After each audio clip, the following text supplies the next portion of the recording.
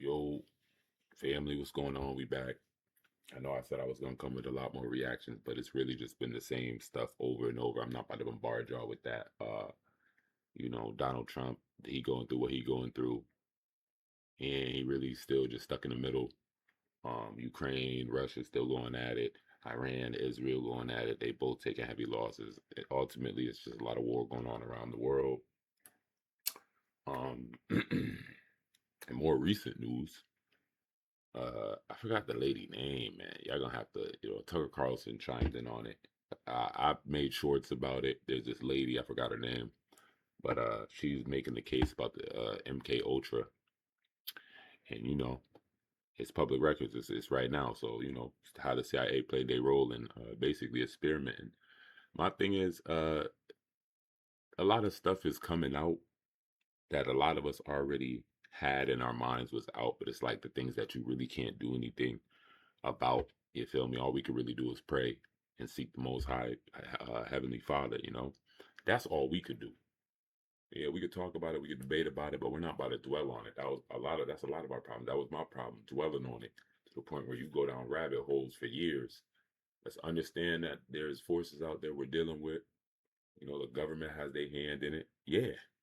And we just have to understand that and move on. Do not dwell on them. Don't get stuck in these rabbit holes. You know. But let's see what Chris Tucker spoke on it. I said Chris Tucker. My fault.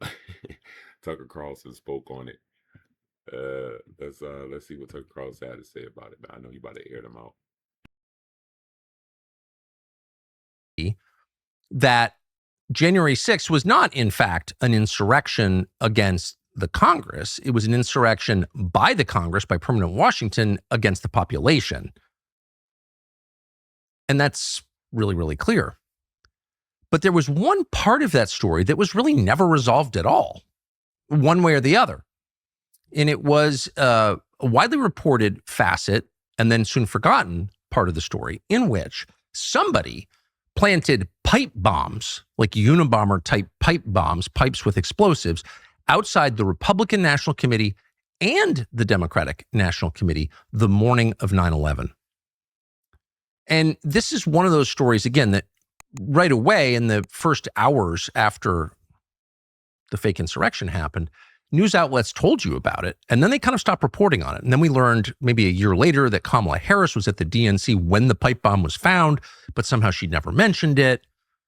And you begin to think, it's not clear what happened there, but probably not what they told us.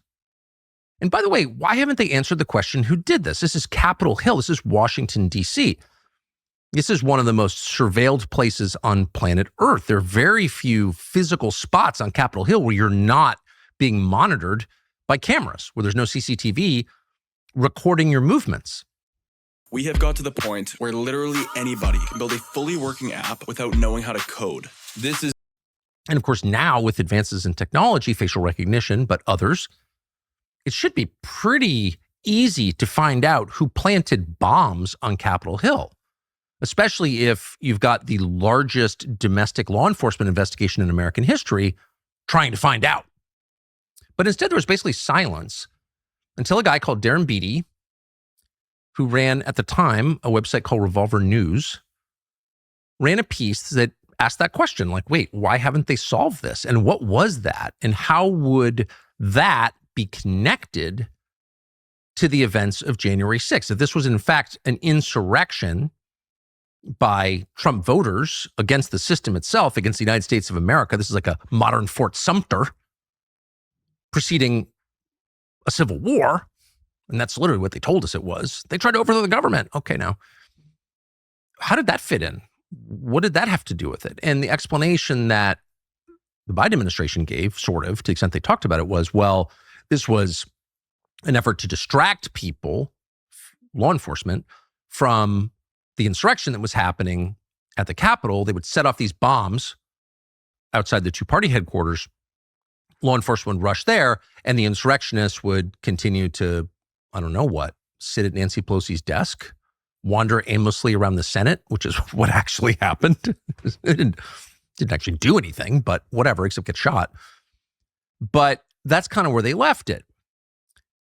But this piece by Darren Beattie raised the possibility that, of course, and once you thought about this, was clearly true, of course, federal law enforcement know exactly who planted bombs in front of the party headquarters. What made January 6th different from all other widely publicized crimes in our lifetimes is that it was a crime committed not against private citizens. It wasn't like shooting people at a country music concert in Las Vegas, injuring 867 of them. I mean, that's sad, of course, but what does that have to do with Washington? What does that have to do with us? What does that have to do with people who run the country? No, those are like, whatever, country music fans probably voted for Trump. Like, it's sad. Maybe we can use their deaths to advocate for disarming the population, but it's not really a threat to anyone's power. Just the opposite, actually. January 6th was at least construed, and I think a lot of the people who repeated the propaganda convinced themselves that this was an actual threat to bipartisan Washington, not just to Democrats, but to Republicans. Lindsey Graham was every bit as upset as Chuck Schumer because it was a threat to the symbol of their power, the Congress, which once upon a time was called the People's House, and it's called the People's House as a reminder that actually the purpose of all of this is to serve the owners of the country, which is not members of Congress, 535 stewards of the country. It's the people who vote for them, the citizens. They own all of this. So they own, by definition, the Congress itself, the People's House. That's not the prevailing attitude in Washington, which, needless to say, is we own all of this. And you're here for some purpose, increasingly unclear. Labor has no value thanks to AI. So it's not like you're actually doing anything for us. You're kind of in the way. And the last thing we want is for you to like pipe up and criticize us or get in the way of whatever our plans might be. You're just kind of annoying hecklers, spoiling the play that we're putting on for our own amusement. And so shut up. And by the way, if you refuse to shut up and if you get really mouthy about it and show up with bullhorns at our house, not yours, not the people's, our house, we're going to put you in prison. And we're going to deny you bail. And for the overwhelming majority of you who can't afford competent counsel, we're going to give you public defenders who hate you, who ensure that you're going to be stuck in some roach-infested hellhole, for example, DC City Jail. So that's what happened. But the pipe bomb question hung in the air. How could they not know who did that? They're highly motivated to track down the perpetrators, but somehow not that interested in solving a crime, a attempted bombing of the two political headquarters. Didn't make any sense at all, as Darren Beattie bravely and correctly pointed out several years ago. But still, the Washington Post, the New York Times didn't seem to have a lot of interest in solving this crime or in pushing federal law enforcement to solve the crime. Like, what's the status of this? How many hours of CCTV footage do you have? Have you looked at it? Have you run it against your facial recognition software? Why can't you find the person who did this? You know you can. Why aren't you? And so it really took, 4 or 5 years until a reporter called Steve Baker, who at the time worked for The Blaze, really set about trying to answer this question. And as you're about to hear in our interview with Steve Baker, he went to some lengths to solve the riddle. And he may or may not have solved it. I mean, we're not weighing in on that. And his conclusions are now the subject of a pretty well publicized lawsuit. So not only is it not our place to weigh in on it. Your next collection, no inventory, no risk, just drops. You really want to take your brain off the... Just want to make it clear, we're not weighing in on it. But it certainly is an inspiration to the rest of us that we should probably get to the bottom of this. So Steve Baker spends quite a long time trying to figure this out, and he thinks he figures it out, and he names somebody, wrongly or not. And within literally days, after years of not solving this crime, federal authorities arrest a guy who they claim did it. And he is, by all descriptions, some apparently autistic guy, black guy. And they spun this whole story and he confessed to the crime and we can rest easy now. He did it because who knows what, he's transgender or something. Who knows? I can't even remember what the excuse was for why this guy did it. And a lot of people who know the guy pretty well are like, yeah, no, he didn't do that. That's absurd. But, we're not going to weigh in on that because we don't know. What we do know is that after years of apparently not doing anything to solve this crime, which is prima facie a serious crime, bombing the party headquarters on Capitol Hill, yeah, that's serious. The Department of Justice just solved it in about 10 minutes after Steve Baker throws out another hypothesis as to who did it, a federal employee. That's his theory.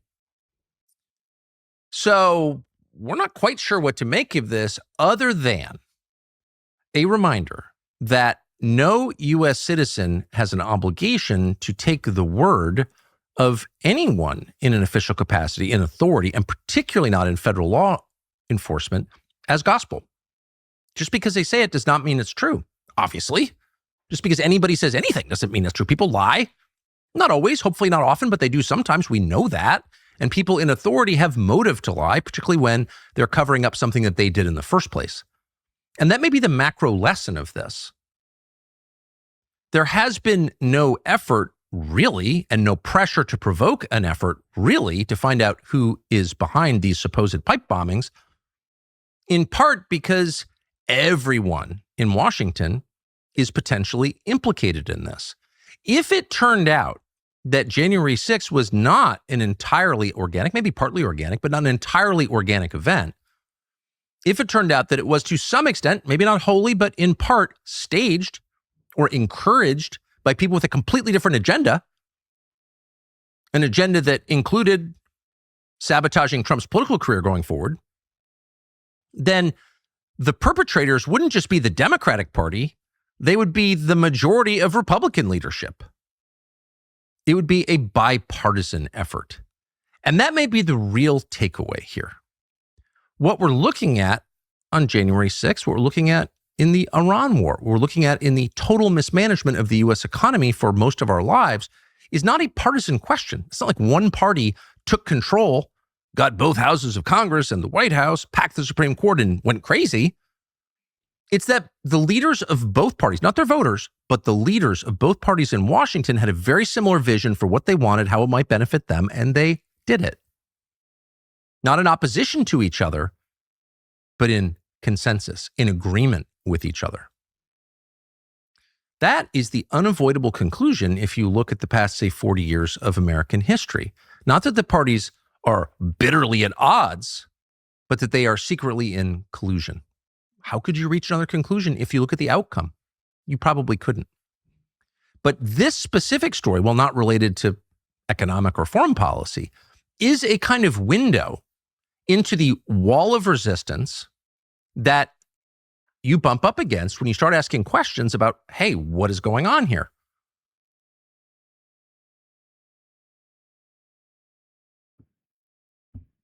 Okay, so yeah, basically they're both, I mean, ultimately they do not like, they are not for each other's laws and they have very different agreements.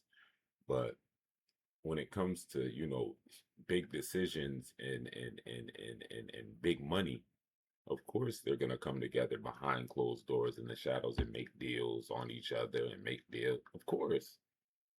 Of course. Not surprised. Y'all I respect that's why we have people like Tucker Carlson, I guess, to really dig deep into it and really did it really kind of see like what actually is going on, because this is stuff that ultimately a lot of us think about but we don't have the discussion. So that's why you got people like Tucker Carlson and other YouTubers, you feel me, that will do the talking on the internet while we just think about it and we can listen. Again, don't dwell on them, but just know what you know and move on. That's what we're working on right now. Y'all get in the comment section. Let me know how y'all feel. Shout out to Tucker Carlson. Y'all go check out his podcast. Till next time. Let's get it.